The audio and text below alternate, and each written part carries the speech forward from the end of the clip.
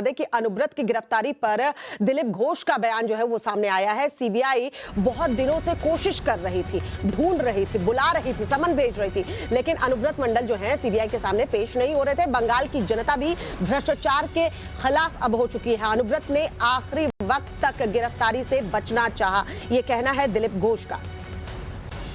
सबसे पहला सवाल, टीएमसी लीडर अनुव्रत मंडल आज अरेस्ट हो चुके हैं।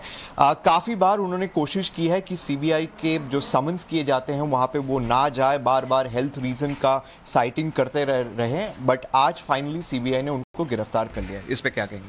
देखिए, इसका इंतज़ार बहुत दिन से था।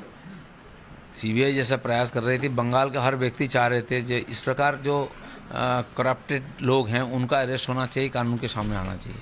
लेकिन जिस प्रकार से वो ज़बरदस्ती वहाँ कर रहे थे, प्रशासन को मिसयूज कर रहे थे, लास्ट समय तक 10 बार बुलाने के बाद भी सीबीआई एक बार जाकर हॉस्पिटल भर्ती हो गए, सीबीआई के सामने नहीं आ रहे थे। आज भी सुबह तक घर में जाके ताला मार के छुपे थे, उसके बाद भी उनके साथ बदतमीजी की। ऐसे व्यक्ति बंगाल के लिए बहुत हमारे लिए दुर्भाग्य है कि ऐसे लोग राजनेता है वहाँ, जिसके पास कोई पावर नहीं, कोई सरकारी पद में नहीं है, लेकिन लाल बत्ती गाड़ी में घूमते हैं। वहाँ के प्रशासन, चाहे डीएम, एसपी, चाहे वहाँ के ऐसे पुलिस, ये इसका क्या बोले, हॉस्पिटल का इंचार्ज, एक फ़ोन में उनके घर में खड़े हो जाते हैं आकर के। उस दिन भी वहाँ के पुलिस के इसको क्या बोले, हॉस्पिटल के जो प्रमुख हैं वो छुट्टी में है, लेकिन उन्होंने वहाँ से ऑर्डर दिया किसी डॉक्टर को घर में आके जांच करने के लिए, और उनका मन मुताबिक रिपोर्ट दिया है। तो इसलिए इसकी बहुत ज़रूरी थी, उसी दिशा में पहला कदम है।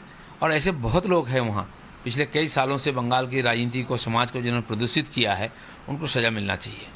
सर, क्या आपको लगता है कि टीएमसी लीडर्स, चाहे वो पार्थो चैटर्जी हो या अनुव्रत मंडल हो, एसएसकेएम को एक शील्ड की तरह यूज़ करते रहे हैं? बिल्कुल बिल्कुल। इसके पहले भी रिपोर्ट पहले से तैयार होता था, जैसा चाहते हैं वैसे खाली सिग्नेचर करके दे देते हैं। इसलिए एक बार एक न्यायाधीश भी बोले कि एसएसकेएम में कोई नहीं जाएगा, बंद करना चाहिए। और ईडी भी डिमांड की, सेंट्रल गवर्नमेंट की 2 हॉस्पिटल है, कमांड हॉस्पिटल और ईएसआई का, वहाँ ले जाया गया। और जैसा कि उम्मीद था, वहाँ के हॉस्पिटल के एसएसकेएम के मनचाहे रिपोर्ट बनाते हैं, इसलिए उन्होंने दोबारा वहाँ हॉस्पिटल उनको एम्बुलेंस से भुवनेश्वर लेके गए। और वहाँ तो दिलीप घोष को आप सुन रहे थे, किस तरीके से कह रहे थे कि ये गिरफ्तारी बहुत जरूरी थी। वहीं एक और